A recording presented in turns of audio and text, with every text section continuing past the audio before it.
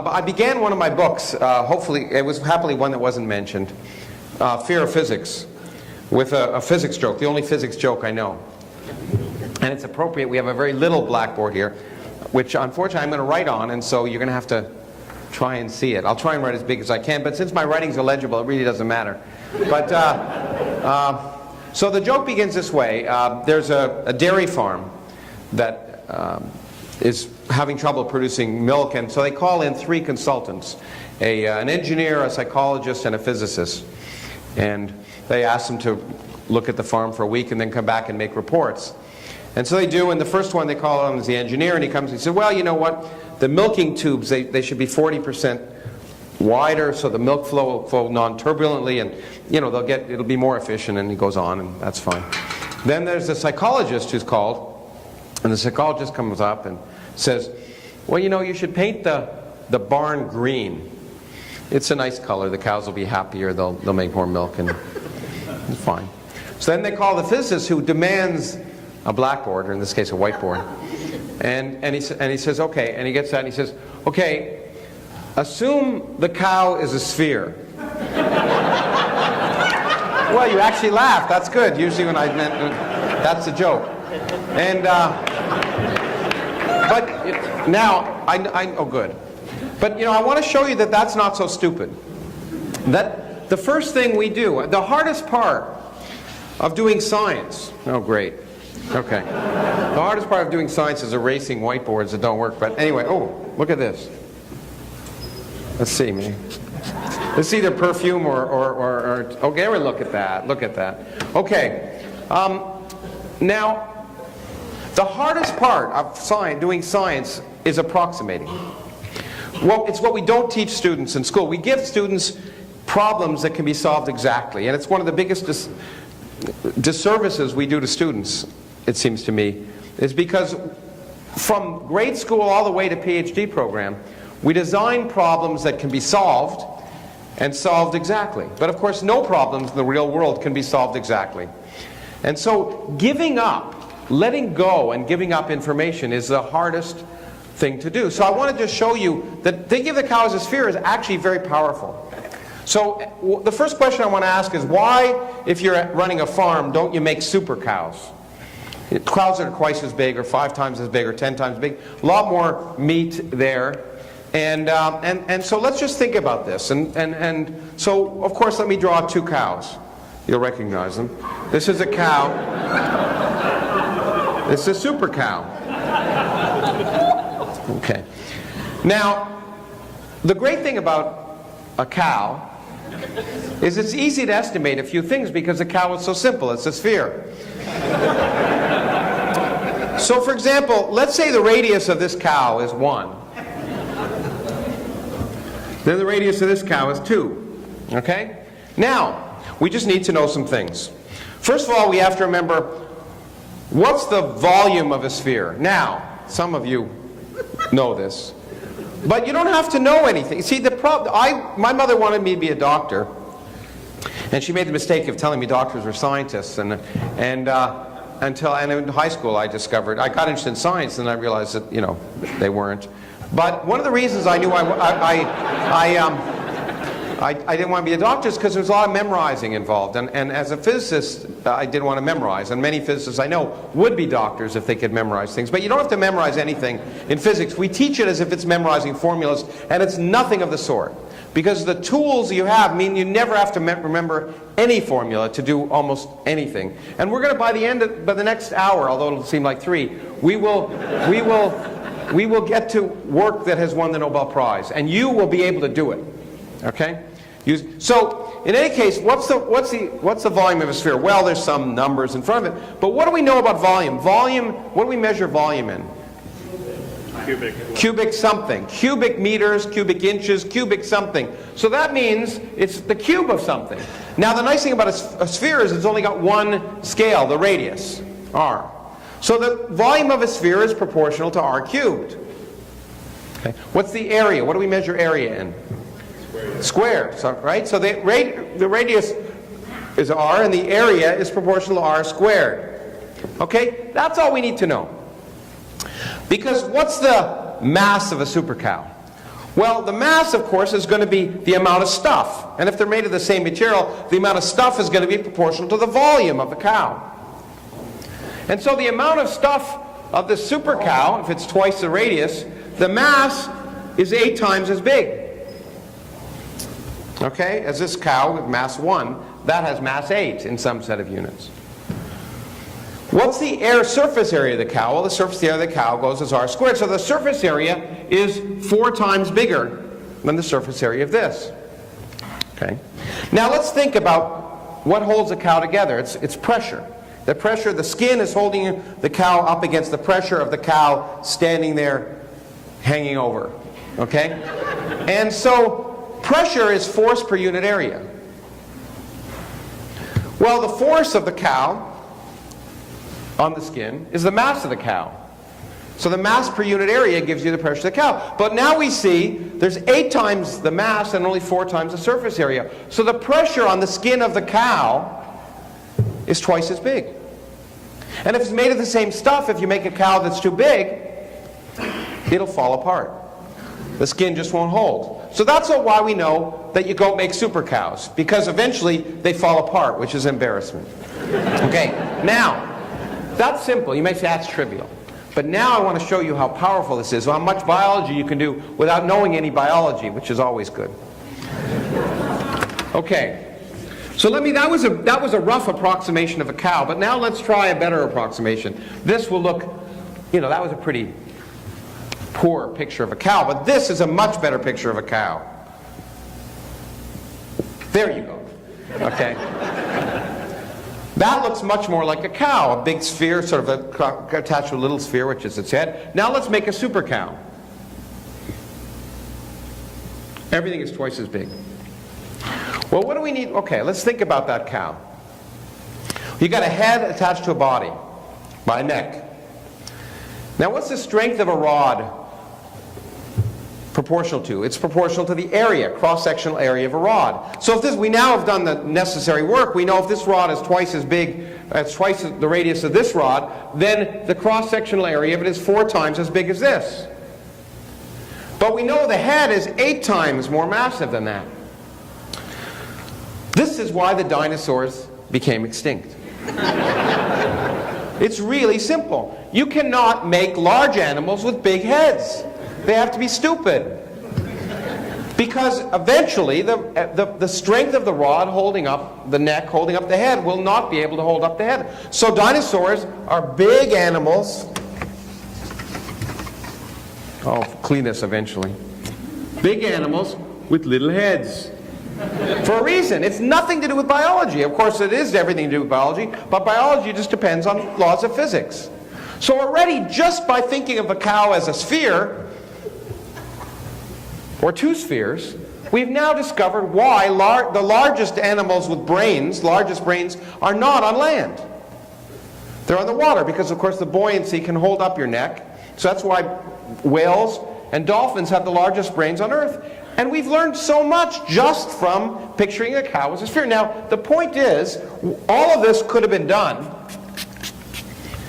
if I drew a realistic picture of a cow, which I'll do now.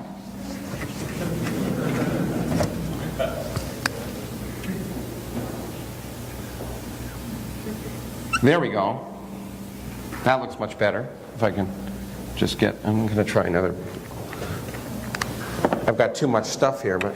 Now, some of you can't see it, so I'll draw it. There we go. That's better for a cow. Now, there we go. You recognize it immediately. But the point is, everything I said doesn't depend on the shape of the cow. The volume of the volume of a cow that's twice as big will be 8 times the volume. But it's a lot harder to calculate for a real cow.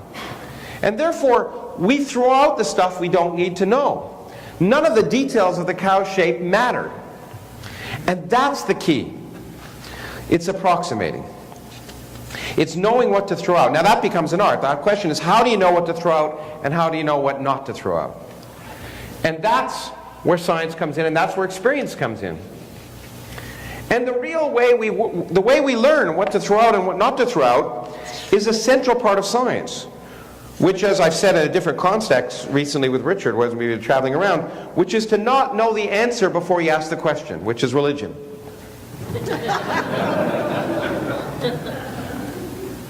In science, how do we know if it's going to work? We just try it. And we keep trying it until it stops working. So we know when to throw out the baby with the bathwater, or which is which, by just trying it. And when the approximation stops working, we know there's something fundamental about the science that we're missing. That simple idea is so powerful. You can use it in so many places in the world, which I'll show you. We'll do some really interesting science, I hope, in the next little bit by doing it. But let me give you an example.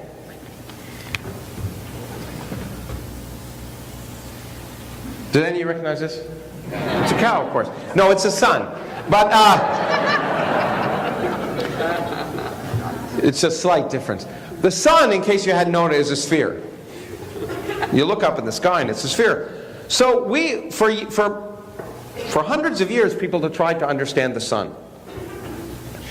And it's rather interesting if you think about the process of trying to understand how the sun works. It's, again, from a skeptical perspective, interesting to think about its history.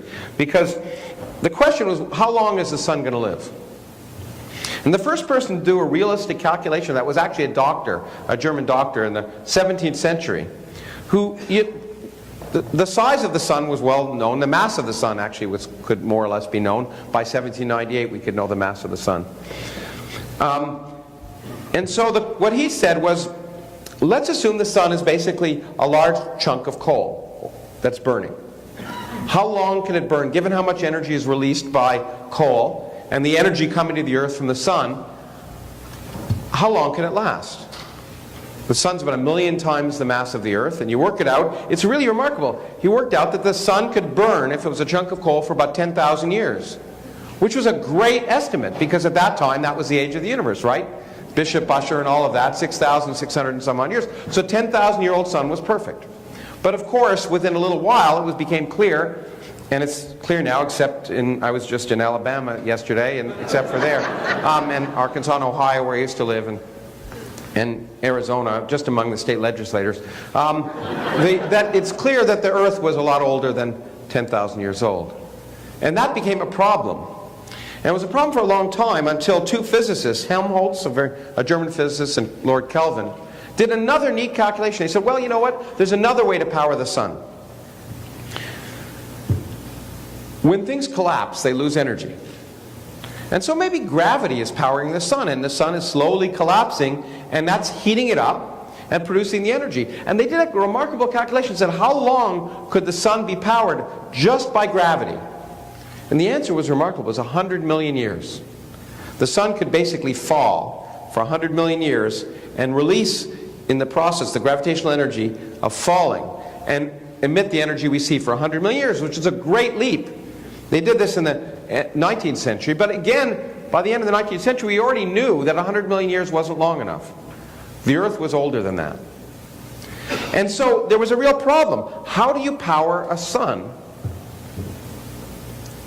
And people said, well, the sun is a sphere. We should be able to figure out the physics of it just by assuming it's a gas that collapses.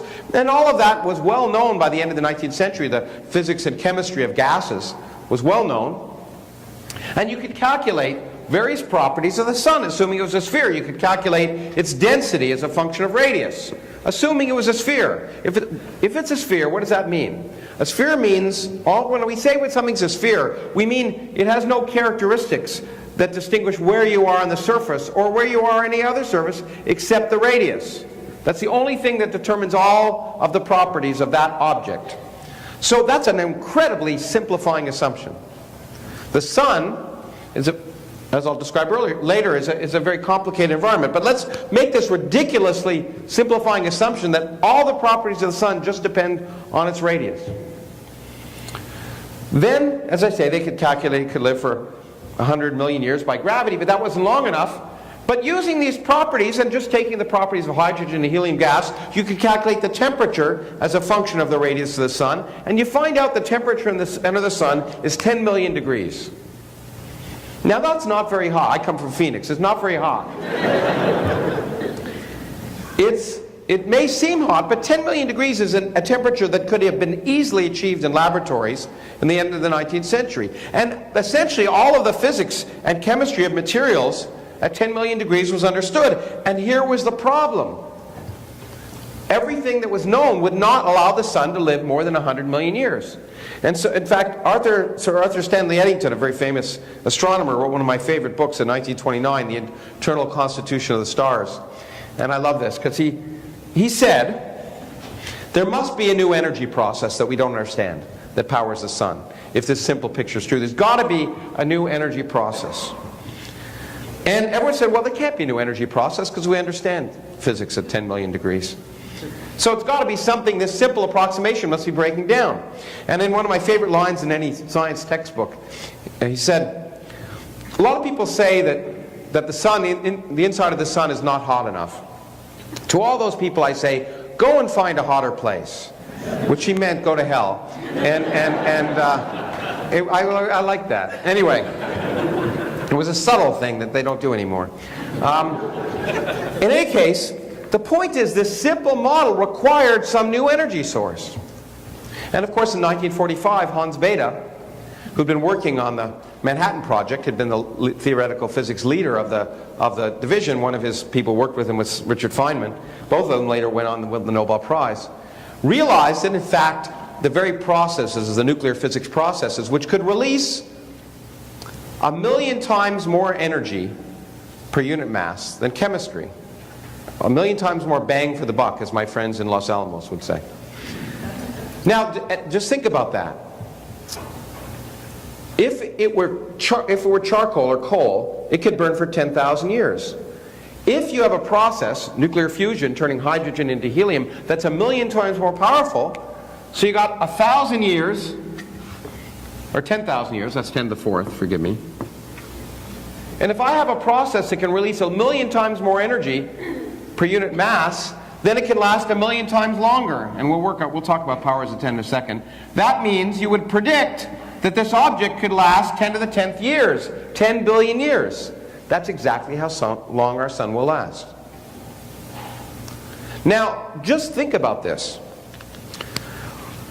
When you work out the amount of energy that's being released in the sun, there are approximately 100 billion hydrogen bombs going off every second in the sun.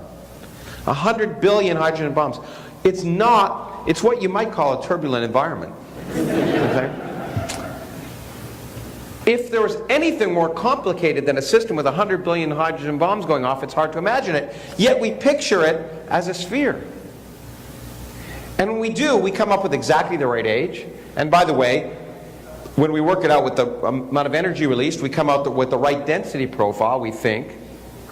And all of this was interesting until 1965, when another prediction had to be tested. Because this model, of course, is a great model. And the thing about science is, which most people don't realize, is it doesn't just tell a story. If it did, it would be religion. It makes predictions. So ex post facto explanations of things are nice, but that's not good enough. So this picture explained what we could see apparently, but it needs to be tested by making a prediction. And the prediction is this. When you do those nuclear reactions inside the sun, you release these particles that are my favorite particles in nature, neutrinos. Neutrinos, how many people know what neutrinos are? It's better than average audience, I would expect. Okay, good. The rest of you should know what neutrinos are. You should be intimately familiar with them because they're intimately familiar with you. Because every second of every day, 10,000 billion neutrinos are going through every square centimeter of your body coming from the sun. During the day, they're coming down this way. At night, when you're sleeping, they're coming up, they go right through the earth without knowing it was there. They get right through your house and through your bed and through your body. So think of that tonight as you're trying to sleep.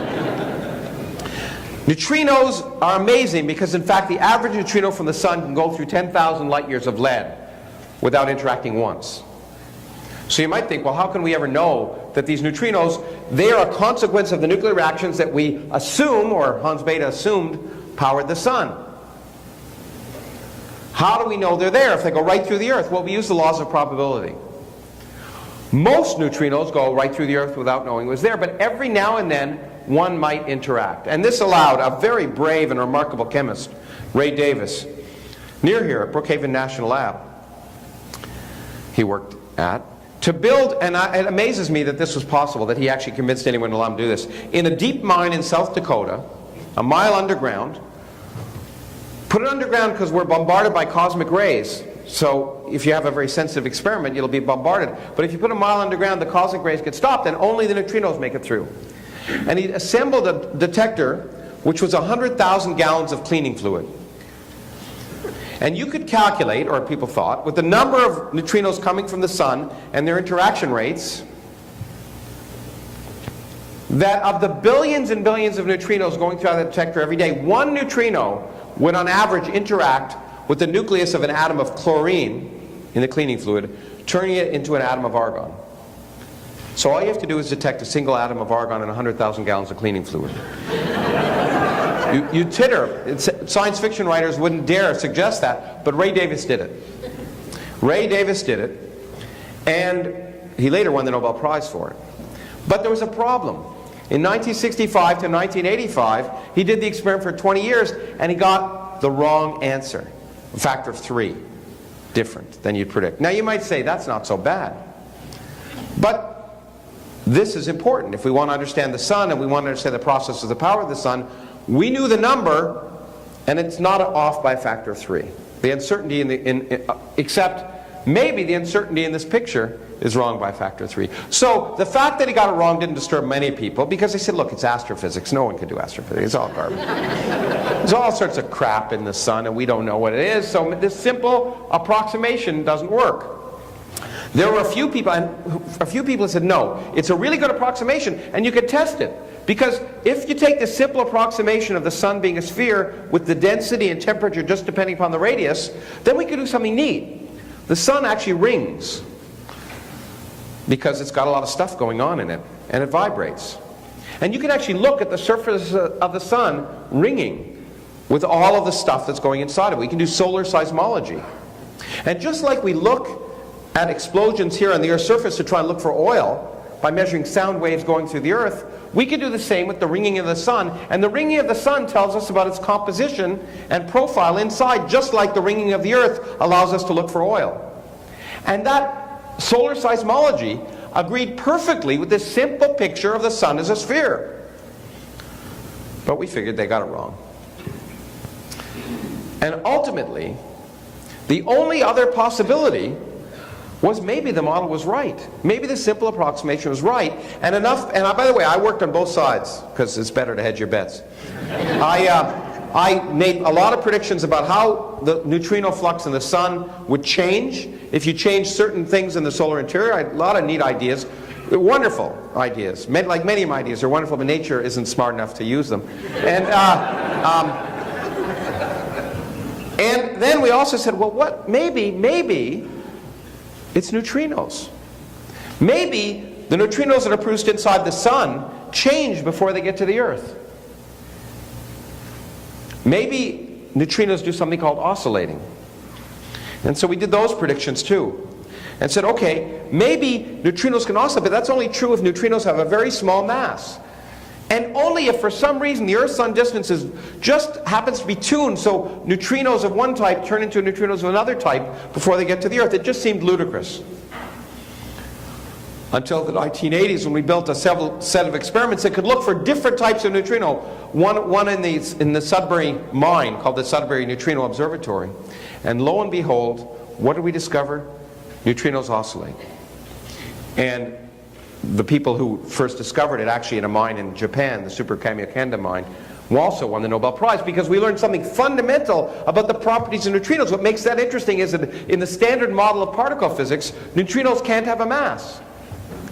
So this means there's some new physics we don't understand. We still don't know what gives neutrinos mass. But we have discovered some fundamental properties of nature by taking the sun as a sphere. It's pretty powerful. Okay, let me now move on.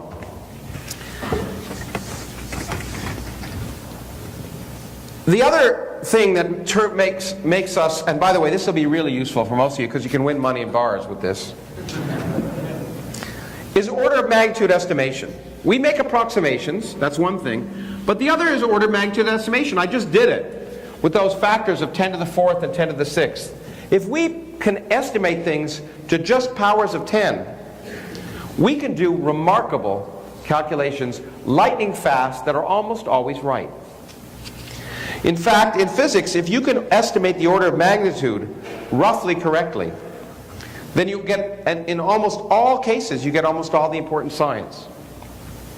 And I want to use that to demonstrate something wonderful, which I've talked about in one of my books, but now I'm going to give you the power to actually estimate it. We're going to try anyway. The key point is that all numbers, you see, people don't like physics because it's taught by physics teachers, but also, and some of them are mathematicians, which is worse. And the thing about numbers is that the way a physicist thinks about numbers is very different than the way a mathematician thinks of numbers.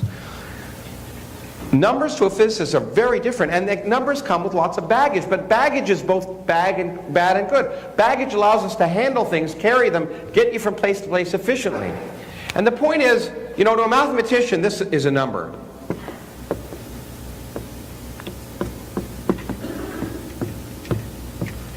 Okay? But to a physicist, and to most of you, that doesn't mean anything. That's not a number. That's relevant because of three things. And I want to exploit them in the rest of this talk. First,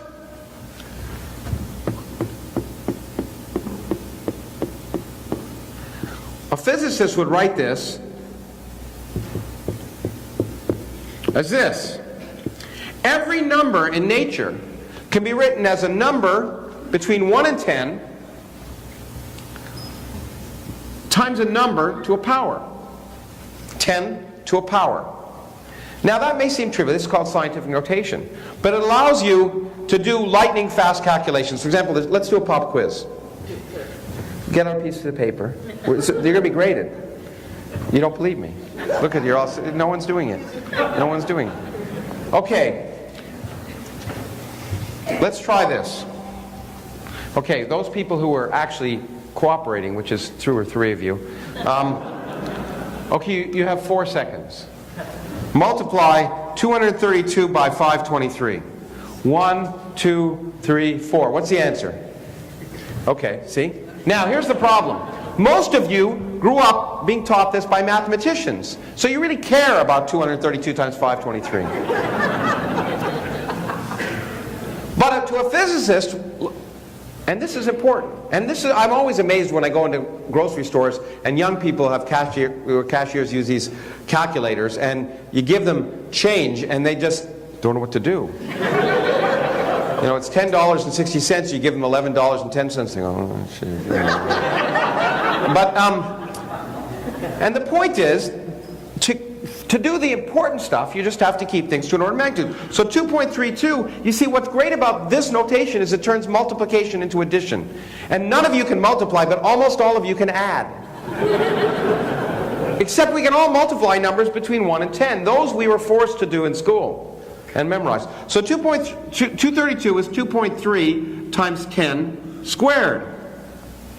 523 is 5.2 times 10 squared. Now the neat thing about exponents is that when you multiply, you add them. So 10 squared times 10 squared is 10 to the 4th. 2 times 5 is 10. That's a little bit bigger than 2. That's a little bit bigger than 3. So maybe it's 13. And that's 13 times 10 to the 4th, or 1.3 times 10 to the 5th. Okay? In 4 seconds if I didn't talk. Now, why does this matter? Because if this was your pay, now I guarantee you if you'd been good students, which you're not, and actually done what I asked you to do, then some of you would have gotten 23 million or 13 million, and some would have gotten you 1,300, and some would have gotten 13. But because, you know, who remembers how to multiply anymore? You know, you got all those, you got to keep those zeros and do all that crap. But here, if this is your pay, if you're earning a fair pay, $232 and $523 during the year or during the week or whatever, depending on if you're a plastic surgeon, during the week or during the day. But what you care about in the end is you got $130,000. Well, maybe it was 120, maybe it's 140. This number you don't care about so much. You know it's between 1 and 2. But you care about the 100,000 part. The 100,000 part matters because you care if you get $100,000 versus $10,000. And so for the really important stuff, all that really matters is the exponent. And if you care about the exponent, you can do wonderful things. So I want to do one or two wonderful things, and then I want to show you two things that are based on this that have won the Nobel Prize. And I want to bring you up to date with the most exciting observation in the history of science, maybe, that happened about 2 weeks ago. And I want to show you, so this stuff is not baby stuff. And one of the real problems, it seems to me, when we teach science, not only do we teach, and it's appropriate for the last panel, not only do we teach it like it's been done 200 years ago by dead white men, but we teach it as if it's, we teach the stuff that's boring. Who the hell cares about things going down in inclined planes and pulleys and all the garbage that we teach in physics classes? Because what's amazing to me is that even in introductory physics, we can teach things which are relevant to the kind of questions people actually care about. How does the universe work? What's it made of? What's the future? They're incredibly interesting problems that you can understand without knowing those details. The kind of questions that excite students. Because one of the reasons I think that people aren't more interested in science is they don't realize they're interested in science, because it doesn't relate to what they learn in science classes. And what we have to do is, in fact, provide people the tools to realize that the simple tools allow you to assess things that are incredibly exciting. So I hope I'm going to do some exciting stuff in the next few minutes. If I'm not, it doesn't really matter, because there's dinner and drinks afterwards. Okay, so I want to allow you to do one of my favorite calculations, which I always do when I'm teaching introductory physics. And I wrote down in one of my books.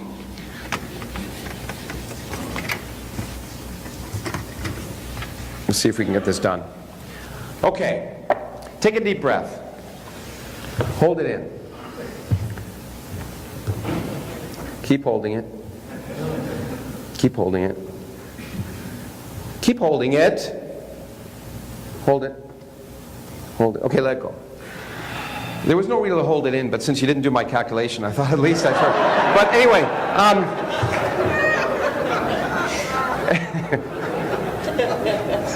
anyway, there's such power up here, it's amazing. Okay, where was I? Okay, so every time, now you just take a regular deep breath and let it out. One of the things that amazes me, and one of my favorite facts that's just true, is every time you take a breath, you're breathing in at least one atom from the dying breath of Julius Caesar when he said, "Et tu, Brutus." In fact, every time you take a breath, you're breathing in atoms that were breathed out by almost everyone who ever lived. And that just seems ridiculous, but it's true, and we can estimate it using dimensional analysis. So let's try and do this. Okay, first of all, what's the when we do or magnitude estimation, not dimensional analysis, we'll do that in a second. You have to know something, but you don't have to know a lot. And this is the type of problem that was developed by Enrico Fermi, who also worked on the Manhattan Project, was the last great physicist who was equally good in particle physics at theory and experiment. And he used to give these things called Fermi problems. He built the first nuclear reactor underneath the football field at the University of Chicago when they were learning about nuclear reactions during the war in the Manhattan Project. It was under the football field in Chicago because I think the argument was that if anything went wrong, you'd just kill football players and there would be no loss. But anyway, Fermi used to give out problems at lunchtime. And he said a physicist should be able to answer any problem.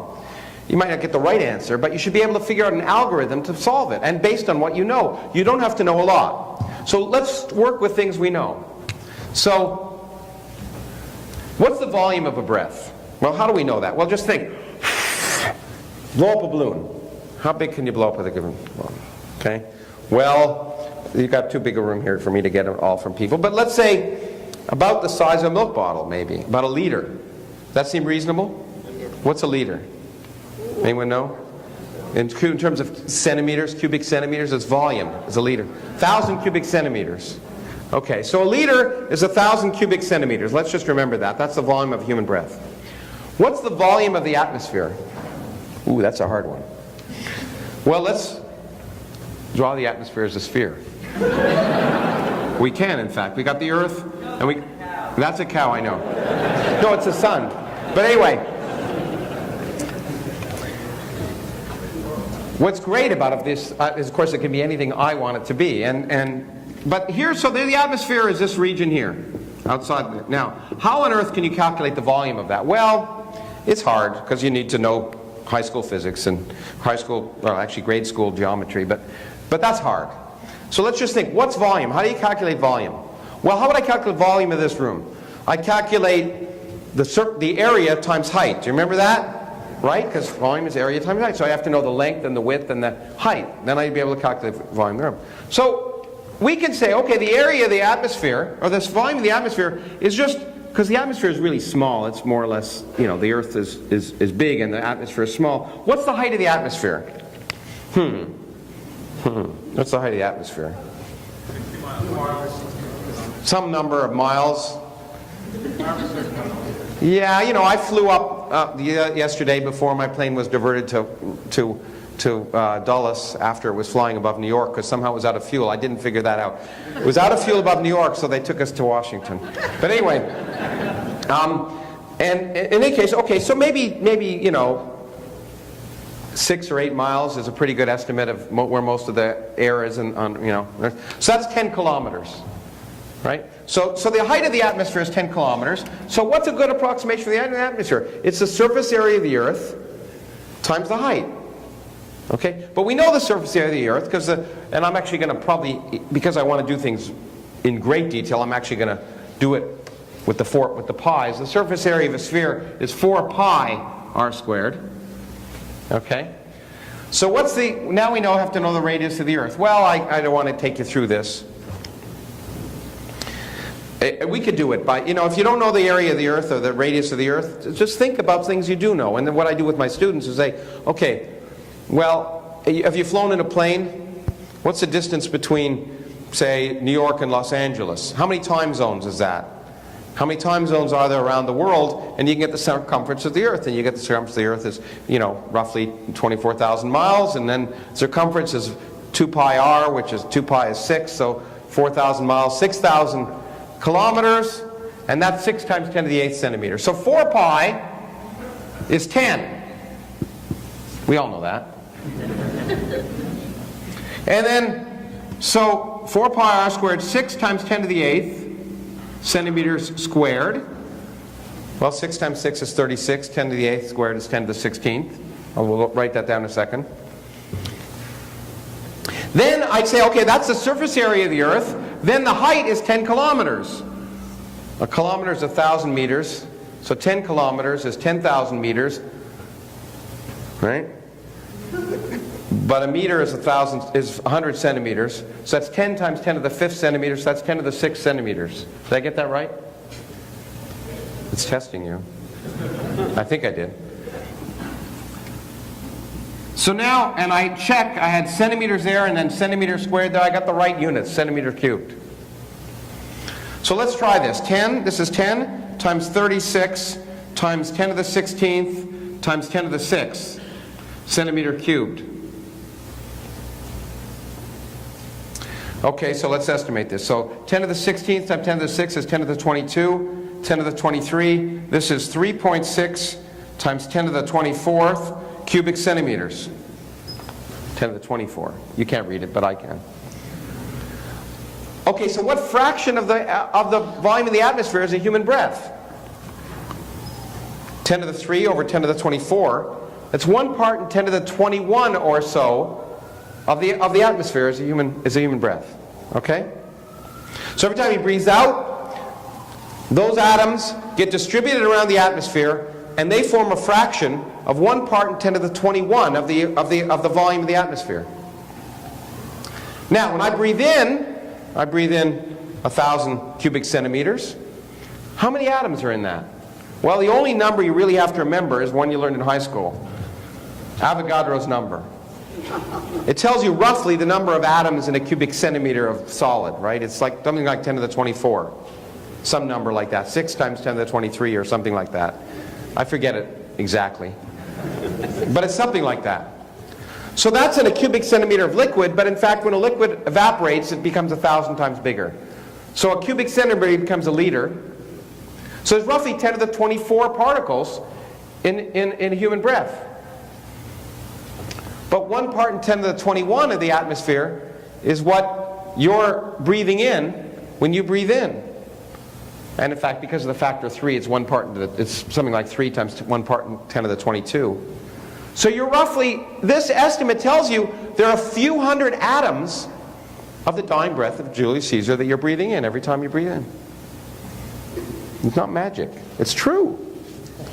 And that, I mean, I find that incredibly powerful, because it means, you know, on my bad days, which are most days, when I'm working anyway, which is not very often lately, I try and make myself feel better when I'm getting nowhere on a piece of paper by remembering that every time I breathe in, I'm breathing atoms that were breathed out by Albert Einstein when he put the last dot on the general theory of relativity. And that's good. I'm also, of course, breathing in atoms that Adolf Hitler breathed out. And the same is true for everything else, not just breathing, but water. When I wrote my book, Atom, I think I began it also by saying that, oh, this is already drunk, I'm not going to drink it. But in fact, for that reason, my mother would say, don't touch that, you don't know where it's been. Well, she had no idea. Because every time you take a drink, you're drinking in molecules that were secreted by every slimy thing that's ever lived. It's even better, and in this audience I can say it. So think of this tonight. Think of this every time you have a glass of water. Every time you have a glass of water, you're drinking atoms from the sweat released by your parents during their coupling that produced it.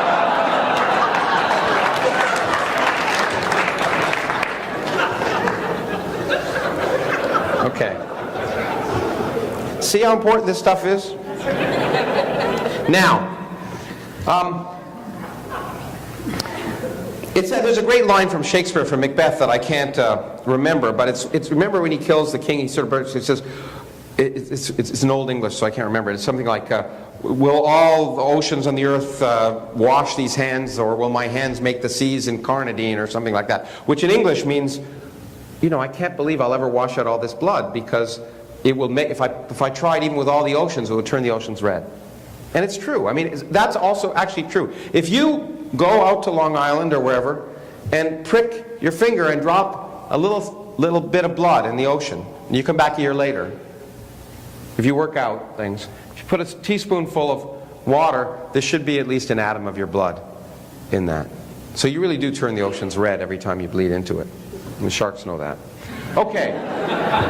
Now, the last two things I want to do, and I think I have time for both of them, is to argue about something else, which is the other reason.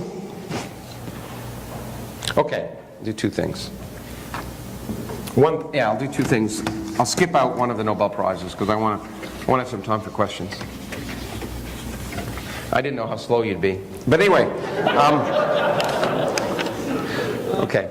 So the other reason people don't like physics is because they memorize equations. But the great thing about physics is you don't have to memorize equations, and there's a reason. There are only 3-dimensional quantities in the universe. By dimensional, I mean things that have dimensions. Dimensions of mass, length, and time. That's it. And everything you measure in the world has dimensions of mass, length, or time. Now that means things are simple. Because if every physical quantity can be written in terms of units of mass, length, and time, those are only 3 independent quantities. And that means if you have 4 different physical objects, they must be related to each other, because there's only 3 independent physical quantities. And that's why physics is easy. Because everything is related to everything else, because everything has to be written in just terms of one of these 3-dimensional quantities, or 3 of them. And the minute you have 4 objects, you can't have 4 independent objects. One has to be dependent on the others. Now you can use this to forget memorizing equations a lot, and if I had more time I'd show you some of the powerful things you can do that. But I just want to show you one thing that's really, you know, if I were to talk to Ken Ham, here's what I would say. I actually have talked to him on, well, yeah, I did, on Fox News when on Bill O'Reilly once many years ago, the day the Creation Museum opened. But unfortunately, Bill was took a vacation that day because I wanted to have my microphone pulled off. But anyway. So Ken Ham would say, of course, the Earth is 6,000 years old. And I'd say, okay, here's how you know it is. And of course, he wouldn't understand what I'm about to say, but you will. Richard Feynman was asked, what's the most important quantity? If there's one important quantity that describes the universe, what is it? And he actually said something, but he was wrong. Here it is. Here it is. There's one quantity that describes the universe. It was the discovery, more than anything else, by Edwin Hubble, that the universe is expanding. The universe is expanding, and he discovered, he got it wrong, but he discovered something called the Hubble constant. The rate of the expansion of the universe. Galaxies are moving away from us, and on average those that are twice as far away are moving twice as fast. Those that are 3 times as far away are moving 3 times as fast, and so on. And he measured, and we got it right now, the rate at which the universe is expanding. And the rate is given in terms of some units. 100 kilometers per second per megaparsec. What does that mean? That means that a megaparsec is the average distance between galaxies, roughly 1 million light years. So the nearest large galaxy to our own is Andromeda, which is roughly 2 million light years away from us. And actually a megaparsec is 3 million light years, but 1 and 3 are the same for the purpose of this talk. And what it says is, so the average galaxy that's 1 million light years away from us is moving away from us at 100 kilometers per second. The average galaxy that's 2 million light years away from us is moving 200 kilometers per second, and so on. So it gives the rate at which the universe is expanding. Wonderful. But now let's think about what this number also tells us. It tells us every important characteristic of our universe. And really, the most important characteristic it tells us is the age of our universe. Because let's think about what this number is in terms of the dimensions. Kilometers are the dimensions of length. Seconds are the dimensions of time. And this is divided by length. So the dimensions of this are length over time divided by length. That means the dimensions of this are 1 over time. That means we could rewrite this as 1 over time. And we could easily do it by writing what a megaparsec is in terms of kilometer. I was going to walk you through it, but I think I'm going to skip that part. It's a homework assignment. It's really quite remarkable. Again, you're just writing down what 1 million light years, we can do it in our heads. A light year, the speed of light is 3 times 10 to the 10th centimeters per second. A year, in case you don't know this, is about pi times 10 to the 7th seconds. 3 times 3 is 10. 10 to the 7th times 10 to the 10th is 10 to the 17th. 10 times 10 to the 17th. 10 to the 18th centimeters. Okay? And a kilometer, we know, is 10 to the 5th centimeters. So we can work this out. It's in our head if we wanted to. And you should be able to. Tonight. But if you work that out, just the fact that it's 10 to the 18th, in fact the ratio there is roughly 10 to the 18th, the amazing thing is, if you work this out, it is 1 over 10 to the 10th years. Just working out the dimensions. And that tells us that the Hubble constant determines for us the age of the universe. It is the one quantity that tells us what the characteristic age of the universe is. If the universe were 6,000 years old, the Hubble constant would be different. Now this sounds like magic. How can the Hubble constant, just some number, tell us the age of the universe? So the age of the universe is roughly 13 billion years. 10 to the 10th years is 10 billion years. So it's within a factor, of just better than a factor of 2. We determine the age of the universe just by measuring the expansion rate. Is this magic? No, it's not. It's not magic because in general, if we're given a physics problem and we look at the only dimensional quantity in that problem, it must determine all the other questions you have that depend upon dimensional quantities. If there's only one dimensional quantity in a problem, it determines everything. So if there's one characteristic of our universe, it's that it's expanding. And the only dimensional quantity that describes that entire expansion is that. Therefore, it must determine everything else. It must determine ultimately the temperature of our universe, the age of our universe, and everything else. And it does. Now, it's not even that magical, actually, because we can see why this is the case. Let me give you a problem that most of you can solve. I may ask you. If you are traveling at 60 miles per hour, and you are now 120 miles away from New York, how long have you been traveling? Probably 8 hours of traffic. Yeah, that's right. I drove into New York yesterday in a bus, so I know that. But, okay, 60 miles an hour, you're 120 miles away. All of you can pretty well say it's 2 hours, right? 2 hours. Well, that's exactly what's happening here. We can say if everything started out together, and all the galaxies are moving apart, say at 100, let's say 100 kilometers per second, how long will it take them to have gotten to 1 million light years away from us? 10 billion years. It's the same problem as thinking about the car. So it's not too surprising it works. Now I think, let me just show you then. So, fine. So this should allow you to convince any creationist that the universe is 10 billion years old. But it is, don't you think it's remarkable that the single number gives you everything? I could use this to calculate the temperature of the cosmic microwave background and get 3 degrees. I could use this to calculate every major characteristic of our universe and get the right answer to within a factor of 2. It looks like magic, but it isn't. But I want to show you something, that just for fun, that is as recent as last week. To show you that we use this. This isn't just for fun in a room like this. One of the greatest discoveries in the last 30 years has been a discovery that was announced a few weeks ago. The discovery of gravitational waves from the Big Bang. It's a subject I've worked on for 30 years. I actually predicted it. Okay, anyway. Okay, so it's an amazing thing because it changes everything. Because before that, when we looked out to the universe, the farthest we could see would be the cosmic microwave background radiation, the afterglow of the Big Bang.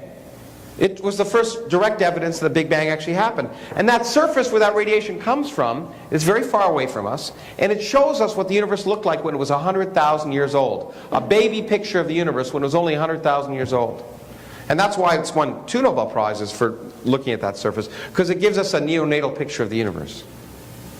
But now, what's really amazing is the reason we can't see back earlier than the time the universe was 300,000 years old is because the universe was hot.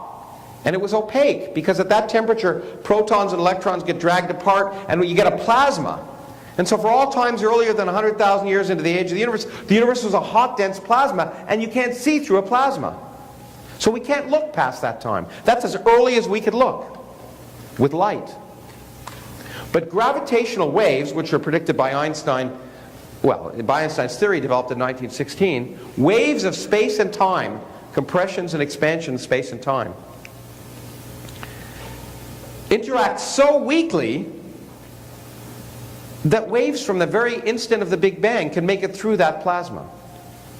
And what was the discovery that was claimed to be made, and it still has to be confirmed, is that a process that happened, which you can calculate, called inflation, that happened when the universe was a millionth of a trillionth of a trillionth of a trillionth of a second old. If that process happened, you could predict that the gravitational waves would be produced by this incredible expansion in the early history of the universe. And as we showed, if they happened at that time, they should be observable in ripples that could be measured in the cosmic microwave background. Ripples which give you a direct observation of gravitational waves in space and time that come from the Big Bang. And that's what was announced a few weeks ago. It looks exactly like the predictions. And if it's the case, we are looking directly back at the universe when it was a millionth of a trillionth of a trillionth of a trillionth of a second old. We're turning metaphysics into physics. And I'm happy to say we're validating most of the things I wrote in the universe from nothing. It allows us to ask questions about what the universe was like at that time, to measure physics on a scale that's 13 orders of magnitude higher than we measure at the Large Hadron Collider. It is an incredible observation if it's true. But one of the things that we just showed, and myself and I was going to say a junior colleague, but not really, my friend Fred Wilczek, who won the Nobel Prize, we showed something I think is equally interesting, at least to me. One of the big mysteries in science is gravity and quantum theory. Right now, general relativity and quantum mechanics can't be made compatible, and people have tried, and that's why they developed string theory as a best guess for how to bring them together, but string theory hasn't been very successful. They might be right, it just hasn't been very successful. We don't know it. We don't have a good quantum theory of gravity. So the question has arisen, is gravity a quantum theory? Maybe gravity doesn't obey the laws of quantum mechanics. And what Frank and I showed were if these gravitational waves come from inflation, if we're seeing what we said, then gravity must be a quantum theory. Now, we did use some fancy things called quantum field theory and other stuff, but we said that doesn't matter because maybe that's wrong. All you need is dimensional analysis. And the paper we wrote, which just appeared, uses the same kind of dimensional analysis I just showed you. And I guess because I want to give you 5 or 10 minutes of questions, I won't do it for you. I'm happy to do it privately. It's, again, 5 minutes worth of work. But we said the following. If these waves are produced by gravity, then the only dimensional quantities they can depend upon are g, which is Newton's constant, which is the strength of gravity. And if the thing that's producing them is inflation, and inflation is a theory that just says it's a very fast expansion rate early on in the history of the universe, the only characteristic of that expansion rate is the Hubble constant at the time inflation happened. And then the only other things it could depend upon, the only other dimensional quantities that exist in nature, are the speed of light, that are fundamental constants, and something called h bar, which is Planck's constant for gravity. And then we said, okay, if you produce a certain density of gravitational waves, then that has a certain set of dimensions. And we can know the dimensions of g, we can work them out. We know the dimensions of h, they're 1 over time. And c, which is speed of light, is length over time. And you can work out the dimensions of h. We showed in our paper, and again, I could do it in 5 minutes, that the answer is not equal to 0 only if the final formula depends upon h bar squared. The only way you could get the right dimensions is if it depends on h bar squared and no other quantity. But h bar tells you if this were 0, the world wouldn't be quantum mechanical. If it's not 0, it's quantum mechanical. And if it's a gravitational effect that depends upon h bar, then that gravitational effect must be due to quantum mechanics, and gravity must be a quantum theory. So we have now proved that gravity, if this result is right, that gravity is a quantum theory, which tells us the biggest mystery in science is still a mystery. But I mean, it's really important because it tells us we're not wasting our time trying to develop a quantum theory of gravity, and we did it just using dimensional analysis. So you now have the tools to go out and try and win a Nobel Prize. Thank you very much.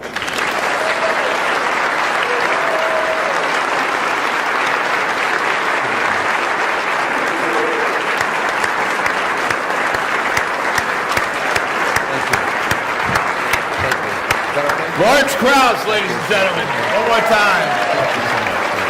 You ever get that talking? No. It's time for charm. Do we have time for some questions? Well, 5 minutes?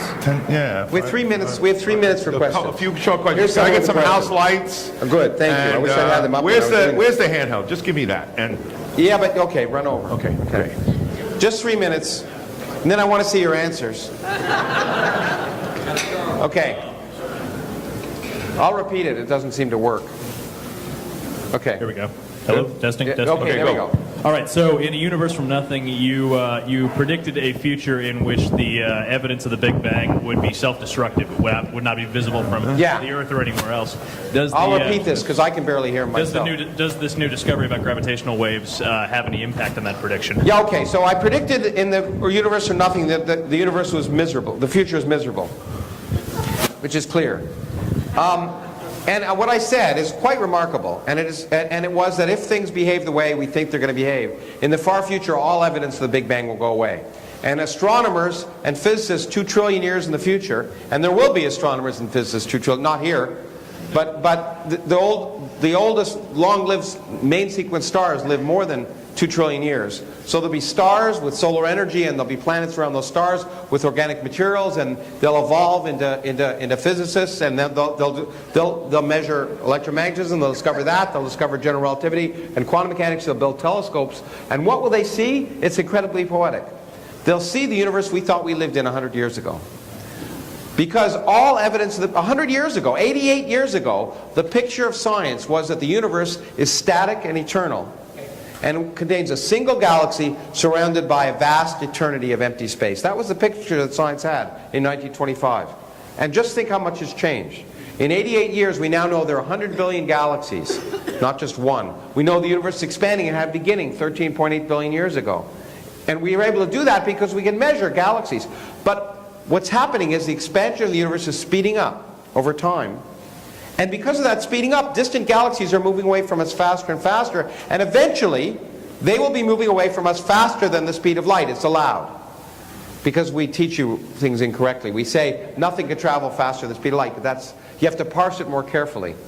Nothing can travel through space faster than the speed of light, but space can do whatever the hell it wants. And space carries things away, like a surfer on a wave can carry things away faster than light. When those galaxies are moving away faster than light, the light from them can't get to us. And if we wait long enough, every galaxy we now see will disappear over time. So the longer we wait, the less we'll see, which is why I have gone to Congress and told them to fund cosmology now, but that hasn't worked. 2 trillion years is a long time, but two years is a long time for a congressman. It doesn't work. But so the picture of the future is if there's an energy and empty space that stays there, the rest of the universe will disappear and all evidence of the Big Bang will go away. And the question is, has it gotten any better? And the answer is yes. Because this validates, this early period of incredible expansion validates the notion that empty space can create, that energy in empty space can cause a universe to expand faster and faster and faster. And that, combined, by the way, with the discovery of the Higgs boson, suggests there can be a background invisible field that can carry energy in the universe. And all of that is suggestive of the possibility that this expansion will go on forever. But it also allows another possibility, which is even worse. Because if this field changes, if it relaxes and that energy goes away, which can happen, it's called a phase transition, then that energy causing the expansion of the universe will stop and the expansion of the universe will begin to slow down, and you'd say, great. But the problem is, a phase transition in the fundamental laws of physics means that we don't longer exist. Okay? At the speed of light, it'll happen in different places. Everything that we now see will go away. So there's two choices. Either the rest of the universe disappears, the stars in our galaxies burn out, the universe becomes cold and dark and empty, and that's the future. Or there's a phase transition and everything we see ceases to exist instantaneously. So enjoy it while you can. Maybe, I don't know, maybe I should, you want to do one more? Or, okay. I'm going to ask one more. It's a pretty quick question, not physics related. So obviously science and the number of physicians in science and funding for it is going down. So I see this trend creeping up in graduate programs where they're trying to encourage scientists to go into other fields like business and consulting. I would like your opinion on that. Well, I don't think we're trying to convince people to do that. Unfortunately, I'll tell you the real problem. You know, this problem first hit me when I lectured in Norway. Norway is the richest country in the world at the time because of offshore oil. And the problem with Norway is there's 0% unemployment. And the real problem is they couldn't get anyone to become scientists and engineers. Why? Because that takes work. And everyone wanted to go into business or Wall Street because it takes long hours, but you don't really have to know much. Forgive me. But seriously, and when my daughter was in high school, I looked around at the smart kids, and what were they doing? They were going into finance. Because for a lot less investment of time and effort and intellectual energy, you can make a lot more money. So I was particularly happy when the dot-com thing busted. Because what I saw were suddenly kids who were smart realizing that maybe they had to think of something else. And it is a big problem. Because we cannot, as a society, continue to function by just making money. We actually have to make things. And make things requires science and engineering. And actually, that's why I'm particularly happy that, for example, my friend Elon Musk, who makes Tesla and SpaceX, he started out doing something incredibly unproductive. He made PayPal. Okay? That made him a lot of money, but did it make anything for people? Well, it made some jobs. But now he's actually building things, cars like Teslas. And so it is incredibly important that we as a society need to value the work that scientists and engineers do. And there's no doubt, although it's fun, I like to say, it's hard work to get to a certain point. And if we continue to make it much more attractive to be a Wall Street executive and build millions of dollars by the time you're in your mid-20s, people are going to vote with their feet, and I think it's a real problem. But it doesn't happen in the schools. The real problem is that we tell that kids are too influenced by getting a job. When I was growing up, that wasn't an issue.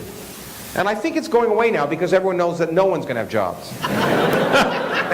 and so I think the point is that people are saying, okay, maybe now I might do what I'm interested in. And when I talk to students and they ask me, you know, are there jobs in science? Well, I say, it doesn't matter. Is it what you enjoy? Because it's one time in your life when you're going to get to do something you enjoy. And believe me, as I just tried to show you, the tools you'll get from those studies will allow you to go